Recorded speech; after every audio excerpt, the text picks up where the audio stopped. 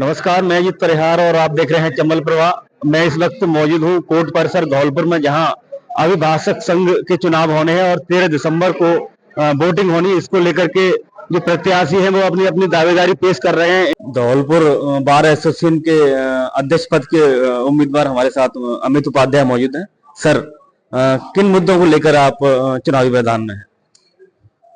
मैं अमित उपाध्याय एडवोकेट वर्ष 2007 से जिला धौलपुर न्यायालय में वकालत कर रहा हूं और यहाँ का नियमित अधिवक्ता हूं। सिविल की प्रैक्टिस करता हूं। मैं जो पिछले 2007 से इन पिछले 17 सालों में जो एडवोकेट्स की प्रॉब्लम्स हैं या मैं जो फेस कर रहा हूं खुद और मेरे साथियों को जो प्रॉब्लम महसूस होती है, उसको मैंने भली भांति अनुभूत किया है, महसूस किया है कि वास्तव में हम लोगों को यहाँ क्या दिक्कत आती है। उन दिक्कतों के बारे में आपको बताऊं, सबसे एक महत्व ज्वलंत समस्या यहाँ की ये है कि हम लोगों को स्वच्छ पानी की प्रॉब्लम हमेशा से रही है।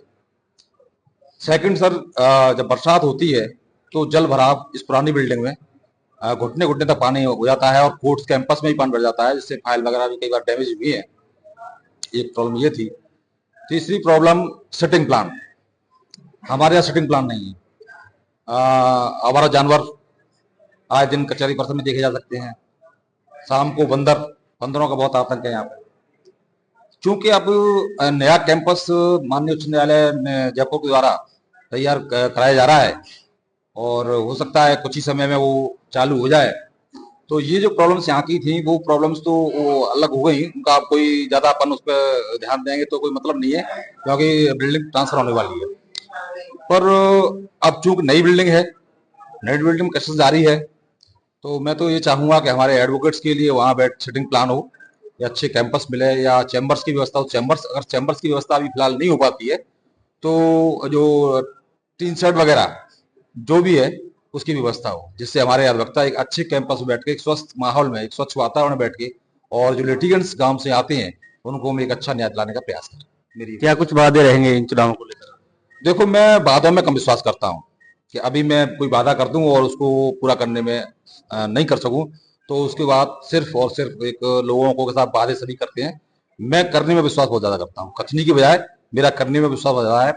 और अगर मुझे धौलपुर वास संघ के मेरे अधिवक्ताओं ने मुझे इस योग्य समझा और उस पद तक मुझे पहुंचाया, तो मैं पहले सबसे पहले मेरी वो रहेगी कि अपने सीनियर से कंसल्ट करके मैं एक वो बनाऊंगा, कार्य समिति बनाऊंगा कि हमारी समस्याएं क्या हैं और अपन क्या क्या करेंगे इन पे, और उसके बाद जो प्रॉब्लम्स हैं उनको बैठ के और उनका जो क्रियान्वयन है, एग्जीक्यूशन है, वो अपन किस प्रकार कराएं, सारे हाउस से डिस्कस करके कंसल्ट करने के बाद ही अपन कोई निर्णय करेंगे। बार एसोसिएशन धौलपुर अध्यक्ष पद के लिए हमारे साथ हरिशंकर मुदगल मौजूद हैं।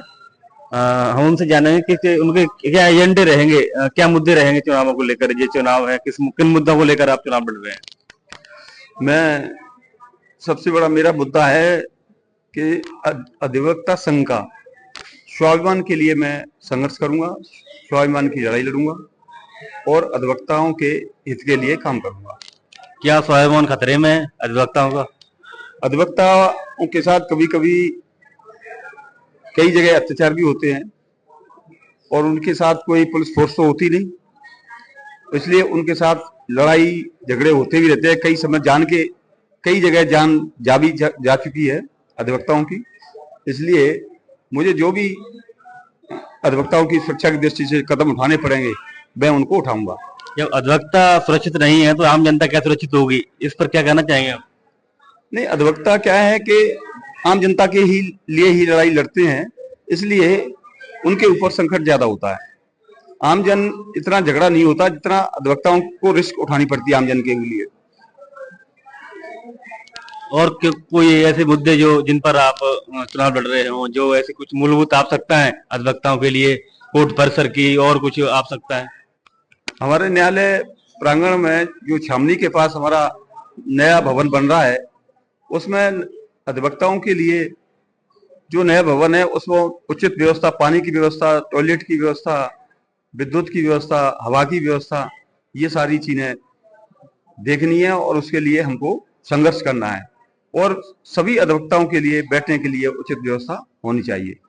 और क्या कहना चाहेंगे जो यहाँ के जो सदस्य हैं उनसे, मैं अपील करना चाहेंगे? मैं उनसे यही कहना चाहूंगा कि जो अधिवक्ता यहाँ मैं चुनाव उनके स्वाभिमान की लड़ाई के लिए लड़ना चाहता हूं और मैं रेगुलर प्रैक्टिशनर हूं और रेगुलर ही उनके साथ अपना जीवन व्यतीत करूंगा।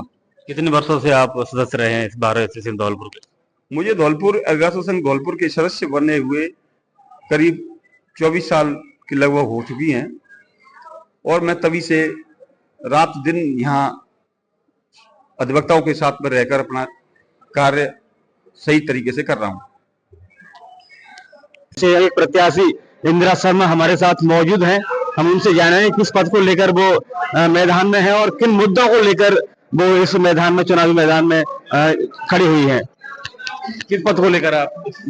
मैंने धौलपुर बार एसोसिएशन 2024 के लिए अपने महासचिव पद के लिए फॉर्म भरा है, जिसमें मैंने जो हमारी धौलपुर कार्यकारिणी में व्यवस्थाओं में कुछ कमी है उसको सुधारने के लिए मैंने ये विचार किया और अपना ये फॉर्म डाला गया है।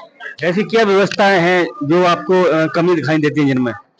कुछ व्यवस्थाएं जैसे कि हमारे नया कैंपस बन रहा है अपना हासुमोड कॉलोनी में उधर, तो उसमें एडवोकेट्स के लिए चैम्बर्स नहीं है, बैठने की व्यवस्थाएं नहीं है, उसको अलाउड कराना है और अपनी बार में कुछ कमियां हैं उनको सुधारने के लिए मैं इस चुनाव में उतरी हूँ।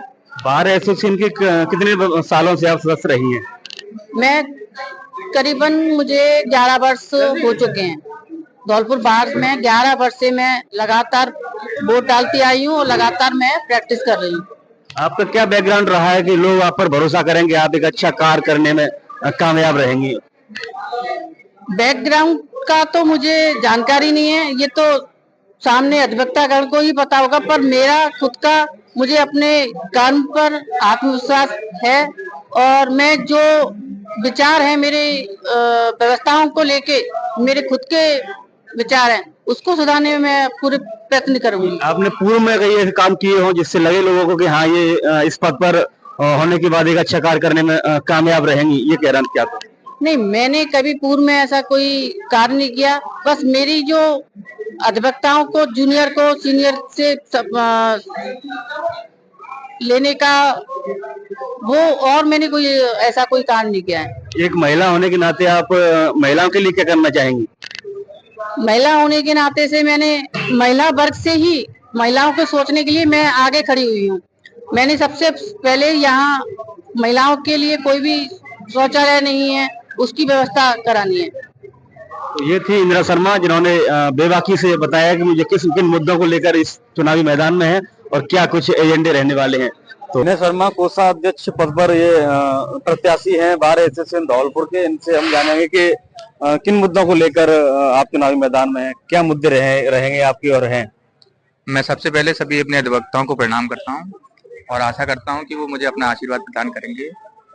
मेरा मुद्दा तो यही है कि जितना भी अपने बार में केस आता है उसका प्रॉपर मेंटेन किया जाएगा, बार का एक भी पैसा कहीं गलत जगह पर व्यर्थ ना हो, प्रॉपर मैनेजमेंट किया जाएगा। जितनी भी हम अपने स्तर से सुविधाएं कर सकते हैं बार के अंदर उतनी सुविधाएं करने का प्रयास करें।